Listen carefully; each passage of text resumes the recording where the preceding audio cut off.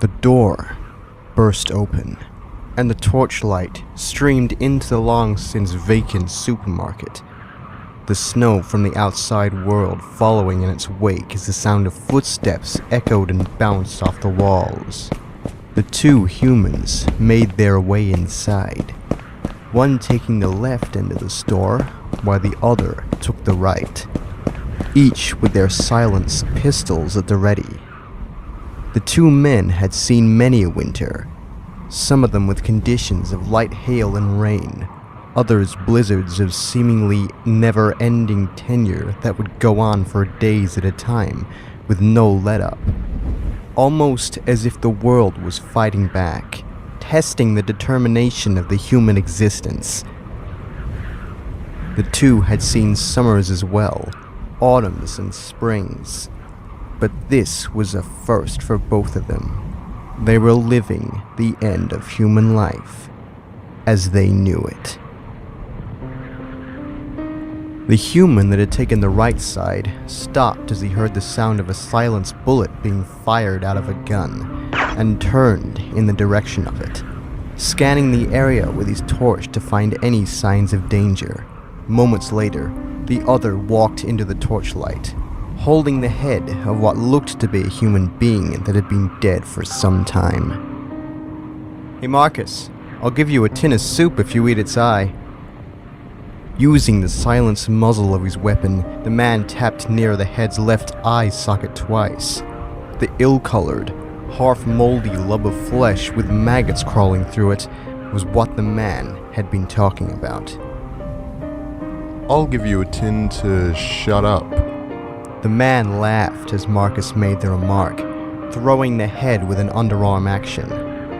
It landed at Marcus's feet, and after shining his torch down on it for a second or two, the man moved on, going back to searching the store for supplies. "Hey, we're looking for alcohol, right?" Marcus had asked the question, and a few moments later, a reply had come back at him. "Yep, and anything else we can use. Ammo, food, drugs." "Do you have a spare backpack to carry all the other stuff?" "I do. Brought a spare when I figured we may as well grab some other stuff. I mean, what the hell, right? We're out here anyway, let's make the most of it." Shrugging, Marcus fell silent again and shone his flashlight on the passing shelves as he walked down each aisle, taking his time as he did so. Alcohol. Where is the alcohol? He would have looked in the usual locations where a store like this would keep such a thing, but they had come across this place weeks earlier, and it had already been raided of liquor, along with most anything else they could have used. However, there were other stores in the area, and this one being the first location-wise in that line, having a second look was a thought that had occurred to them, although they didn't expect to find anything of much use. Doesn't look like there's much here. The thought came as his footsteps led him to the end of the third aisle, and upon turning to walk into the next one, he spotted his partner at the end of it. Anything? "I got a few unopened soft drink cans, but apart from that, it looks like this place is fresh out of shit to pick up for the long haul." Marcus sighed and lowered his pistol. "The next store it is." He turned 180 degrees towards the entrance to the store and started walking. A few moments later, he heard the sound of his partner approaching from behind. As they neared the door, he stopped and turned, facing the other man. "Ladies first, Ben." "By all means then, go on ahead." Marcus smirked and then slowly made his way out into the open. As their shoes hit the pavement, both men were immediately hit with a wave of freezing cold air, each in turn pulling their coats tighter around them. "You know, this denim shit does next to nothing against this kind of stuff." Ben looked over at Marcus, who now had his arms folded over his chest and his denim coat buttoned up to the top. "Don't complain, man. You're the one with the fur collar and the beard. All I got is this scarf."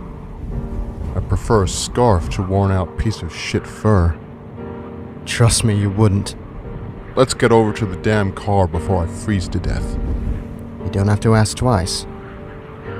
The conversation ceased, and the two made their way over to the two-door V8 coupe that served as their vehicle. It wasn't the best type of thing to be driving in this kind of weather, but the two had had it equipped with snow tires, and the heating was good. Besides, this model was Ben's favorite car, and considering he could never afford one of them when society was intact, he figured that since it was the end of the world, he may as well enjoy the little things as much as he could. Approaching the car and getting in, Ben turned on the engine and then the heater. Lukewarm air blew out of the interior, and Marcus moved his hands to hover them above the vent on his side of the car. Ben moved his hand down to the gear shift and shifted it into reverse, turning it into the street. Once they were in a straight line, he shifted it again, into first gear this time, and pressed the accelerator. The car started to move down through the ice-covered street and falling snow. After 10 minutes, the engine had heated up, and the heater was running the way it should. Marcus let his hands fall and leaned back in his seat, sighing as he closed his eyes for a few seconds. After he reopened them, he moved his head to look through the window and out into the world. He had known a world before this. A world where things had order, things got done, and people were civilized. Society was kind, and the rules were religion. All of that was gone now, disappearing in a blink of an eye, faded out of existence like breath on a mirror. It felt like years ago, a vague memory only recalled after a long time spent within one's own mind, searching through the endless corridors of thought. But he missed it nonetheless. He had been a salesman, selling brand new cars at a dealership. The job wasn't so good, but it paid the bills. When he came home, most nights he would feel drained and unmotivated. But looking back now, he would rather come home in that state of mind than have to fight his way through life day after day to survive. Turning towards Ben, he opened his mouth. You know, I don't think I've ever heard you talk about your life before all this. What, you mean before everything turned to shit? Yeah. Well, that's because there's really not that much to talk about. Mine was what you would call a boring life. Besides, doesn't really matter that much now, does it? It's only been 4 months. It's not like we're two guys talking about the good old days. Ben glanced over at his partner for a split second, a cynical look on his face. I was a delivery boy for the local pizza restaurant. My boss was an asshole, and I got shitty wage. I had a small apartment, and I was in debt up to my eyebrows. No wife, no kids, and the last girlfriend I had was about 4 years ago. Anything else? Do you miss it? Of course I miss it, man. I might have a shitty life, but it's certainly not worth giving up for this kind of thing. I vote for crappy bosses all the way. Marcus grunted a laugh and moved his eyes back to the window. He thought of the old world and the good times as the car moved down through the streets and past the buildings.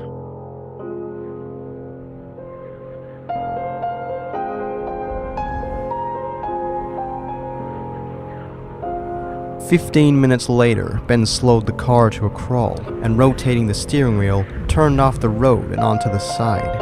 After, he stopped and turned the engine off. Both men looked out of Marcus's window to see a warehouse structure towering over the smallest stores around it. They had reached their next destination. Ready when you are. Let's do it. The two of them got out of the car and shut the doors behind them, starting to make their way towards the warehouse. Both of them had their pistols in their hands at their sides, and each a flashlight in their other hand. Getting to the door, they stopped and began to study it. It was one of those double supermarket auto opens that would split in two if you were walking towards it. One half would go left, and the other right. The right half of this particular door the two men were looking at, however, had had the glass panel shattered, exposing the inside of the structure to the conditions of winter. "Go first, Marcus. I'll cover you." Nodding, he stepped over the threshold and through the broken glass, trying as hard as he could not to nick himself on any of the pieces sticking out of the framework. Upon his head entering the structure, he immediately smelt the unmistakably foul scent of a rotting corpse. "Something is dead in here," he said, turning back for a brief second to look at his partner. He walked further into the place. Ben wasn't far behind, and soon enough, they were standing side by side, facing the expanse of the building. "Okay, we go together. Don't break formation." Marcus nodded, and side by side they headed towards the right of the store, towards the direction from which the smell was coming from. It didn't take them long to find the cause of it. Sitting halfway down the second last aisle were two corpses, each showing the physical symptoms of the change undergone by those who turned into these things. Bulging muscles with the veins sticking out everywhere, and an abnormally large body. Whoever these things were before the change, there was no trace of them now. As they made their way towards the creatures, both of them raised their weapons. They couldn't be too careful, even if they believed them to be dead. In the past, they had come across these creatures in a similar way to what they were in the aisle, and they had still come alive and tried to kill each of them in turn. There was no way they were going to let it happen again. They stopped, reaching as far a distance as they dared to come to the creatures, and slowly, Ben raised his hand. Using a hand signal, he counted from 3, and after 1 was said, the two men fired 3 rounds each into the heads of the corpses. The soft sound of the bullets traveling through the silent spiral could be heard. Then there was nothing but the wind outside echoing through the warehouse. The 1-2 punch. Probably one of the best methods for disposing of unwanted zombie creatures, don't you think? Ben said this with a smile, turning back to face Marcus for a second, lowering his weapon as he did so. Marcus, replying with a laugh, began to walk forward, moving past his partner and stepping over the bodies. He spoke without turning around. "I'm going to check the next aisle. Meet you back at the front." "Sure thing." Ben let him go, kneeling down to study the corpses further. There was no change in the look of them. He had seen countless amounts of these things, and each time, they always seemed to have the same features. Sure, the blown-up body was expected, but he had thought that the heads of the things would look different to one another. After all, the things were once humans, and not one single human looked alike to another one. Similar, but not alike. Even if they were twins, you could always tell the differences between the two faces if you looked close enough. It was a terrifying thought. If the evidence held solid, it meant that not only do you become an uncontrollable killer when you turn, but whatever infected you also changes the entire structure of your face to make you look like it wanted you to look.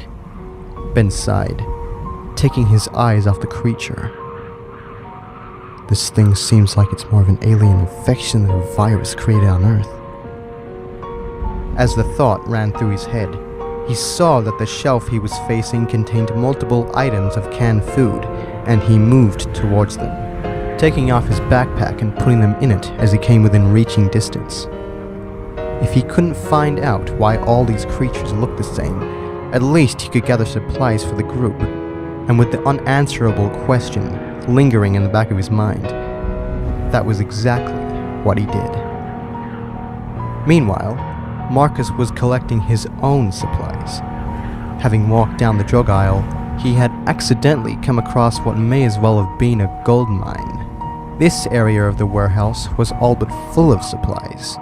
It seemed as though only a couple of items had been taken off the shelves. Either everyone was in a rush to get out of there, or something had happened while the majority of the supplies were here, causing them to be unaffected by the crisis. Whatever the reason, Marcus wasn't complaining. So far, he had picked up painkillers, cough medicine, and protein formula. But what he was really looking for was some kind of antibiotic drug. If they were going to fight the apocalypse, they would need something for when people got badly sick. Painkillers weren't going to fight everything, and without the proper medicine, one could only guess how long they would survive in conditions like this. They had already been lucky for the last couple of weeks as it was, the one condition being an 8-year-old boy. And as far as Marcus was concerned, they may as well be running on borrowed time. An infection of some sort was bound to come by soon, whether they were ready for it or not. It was best to be prepared. He went back over the aisle, checking both sides multiple times for antibiotics. There was none, and letting out a disappointed sigh, he decided to move on, walking down to the end and into the next section. Taking his time and looking through as carefully as he could, he was nearing the halfway point, when suddenly he heard an unknown voice coming from the next aisle down. The one where Ben was located. Put the gun down! There was no response, and upon hearing the voice for a second time, Marcus ducked down behind the cover of the shelf, raising his weapon and turning off his flashlight. If the man was a threat, he would be able to sneak up behind him while he was distracted with Ben and get the jump on him. He started to move down the aisle, away from where he had come from, and down to the other end, moving behind the assailant as he did so. He heard the voice of the intruder once more. That's it. On the ground. Now kick away the gun. Now get down on your knees, hands behind your head. Do it now! Now, where is the other guy? What other guy? There was another guy here with you. I heard you two talking. Where the hell did he go? I'm the only one here, man. Don't lie to me, goddammit, or I'll put a bullet straight through your skull. Now where the hell is he? Just as the man said this, Marcus finished the switching aisle sneak technique and was now facing the back of the man, who had a submachine gun pressed against the side of Ben's head. He wasted no time in standing up and positioning his pistol so it was pointed straight at the man's head. Right here. The intruder had time to whirl around, get a split-second view of the way Marcus's gun was held, and then a bullet passed through his head, spraying blood through the exit wound. The body of the man fell backwards, landing with a hard cracking sound. That's what I always hated about villains, Marcus said, now moving down the aisle towards the corpse. Nobody ever just shot them when they were crapping on about their master plan. He approached Ben and held his hand out to help him up. His partner took it and thanked him once he was balanced on his feet. Thought the guy would have shot me for sure. Well, you're lucky I came along then. The two laughed, and together they searched the store. Over the next half hour, the pair spent the time gathering, finding bullets, food, some clothes, and packed as much drugs as they could into the space left in their bags. They were still at a loss for antibiotics nonetheless, but they had found the alcohol that Alex had wanted for sterilization. At least that part of the task was done. Soon enough, they were back on the road and heading for their camp. It was a long road, and since the two didn't really talk, all Marcus had to concentrate on was the outside world. He watched the snow fall from the sky and the trees moving in the wind.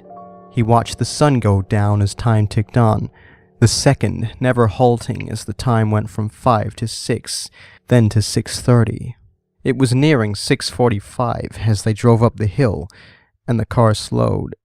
In a few minutes, the light from the camp would come into view, and they would be home. Home, sweet home. Sure enough, just as promised, they arrived back as the darkness had fallen upon them, creeping its shadow across the world like tendrils of bacteria, enveloping everything in its wake, leaving nothing to chance. It converted everything to match its natural habitat. No life would live in daylight until the sun rose again. Parking the car in the field that the group used for vehicles, they each got out of the car and made their way towards the tents and the circle of survivors that had gathered around the fire. Although they still had their winter clothing on, it didn't seem as though the flames were doing their job quite the right way. Another successful supply run. What do you know? We may still make it through the winter. We'll see. You never know what's around the next corner. After Ben's sentence, Marcus patted him on the back in a friendly manner. I'll see you around, man. I gotta drop this alcohol by Alex. Yeah, I'll see you later. And with that, they broke apart, Ben walking towards the fire and Marcus making his way towards the tents. He walked by various types. Family-sized, one-man-sized, ones that were made for 2 people but had managed to cram 3 or 4, and then he spotted the one he had been looking for. It was a large tent, yellow in color, and it was the 3rd biggest in the camp. Not designed for people to sleep in, the group had made it their medical center. If somebody got sick, it would be better to isolate the danger rather than have it spread through the camp. They had had to start thinking ahead and use their resources wisely. That's why it was considered best to have the one person they trusted with their lives. The camp doctor, a woman who went by the name of Alex Mason. Marcus approached the tent. He had gathered the supplies, and now it was time to hand them over. Stopping at the entrance to the tent, he opened his mouth and spoke to the person inside. Special delivery of alcohol for Miss Mason. It was a second or two before the reply came from within. Well, come on in then. Can't keep the customer waiting. Marcus grinned, leaned forward, and pushed the tent flap back, revealing a dim space, a woman sitting in the middle of the tent, and a figure on the bed behind her. The woman looked to be in her mid-30s with long auburn hair and a pretty face. The winter clothing she wore was made of a heavy wool that had been stained a bluish color. The bottom half was made up of jeans, accompanied by fur boots. Waving, Marcus stepped over the entrance of the tent, then turned back around, zipping the tent up from the inside. Once the outside world had been sealed from them both, he turned back to Alex. Sitting down, he took the bag off his back and placed it on the ground. So, what has Mr. White gotten me today? Well, let's see here. There's a bottle of Jack Daniels, a bottle of vodka, and some bandages. I figured you might have run out, so I got some more just in case.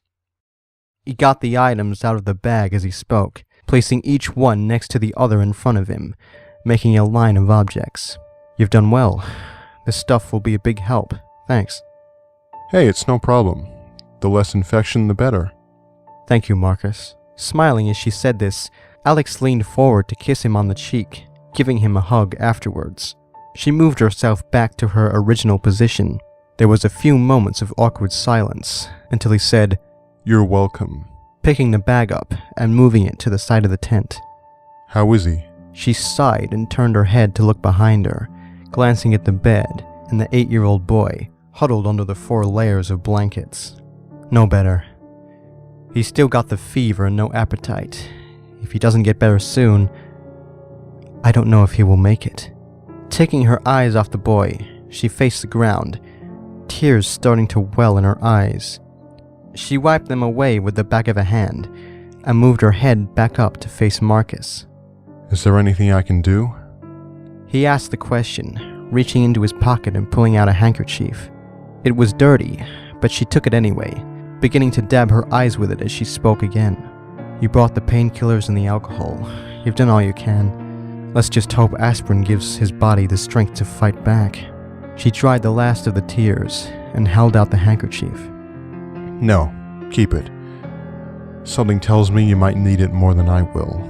She thanked him again and sniffed once. Well, I hate to go, but after a day of running around looking for supplies, I think I might need a little rest. No doubt you do. Not everyone can be a knight in shining armor. He laughed at the response. Nope, but they can certainly try. Waving a goodbye, he turned and unzipped the tent, making his way out into the open again. He would have gone over to sit down with the others and munch on some dinner, but he quickly decided that it was far too cold for such things, and that he would rather just go into his tent and collapse into the warmth. He would push himself into his sleeping bag and lay there until his eyes grew heavy and sleep was able to take him. Getting both into the tent and the sleeping bag was the easy part of the journey. Falling asleep, however, that was something entirely different. He lay there awake for what seemed like hours, simply staring at the top of the tent and listening to the conversation of the others die down bit by bit until there was nothing but the sound of the howling wind. He supposed that sleeping in 3 layers of clothes wasn't exactly comfortable either, but he would rather be kept awake for all hours of the night and be warm than have somebody wake up in the morning to find his frozen corpse looking as though it was doing an impression of Jack Nicholson at the end of The Shining. In the end, he managed to close his eyes, relax, and focus his thoughts on the past. No apocalypse, no danger, no zombie steroid creatures chasing after him and any other survivors. No, it was just him and the memories of his home. He imagined himself opening the front door to the living room, imagined the couch in front of the television, the news reporter giving the audience that week's weather as the green screen behind her projected the names of places in the country. He imagined the kitchen, the stairs, the second floor, walking into his bedroom to find the queen-size bed in the center of the room, and his wife sitting on the end of it, cradling their 8-month-old baby in her arms. He imagined her turning to face him, a smile on her face, and asking him to come and sit with her. And he did, placing himself behind to look over his shoulder at their son. He imagined her scent. He imagined her turning around to kiss him, and he imagined they were happy again. And as he finally drifted off to sleep, he imagined no more.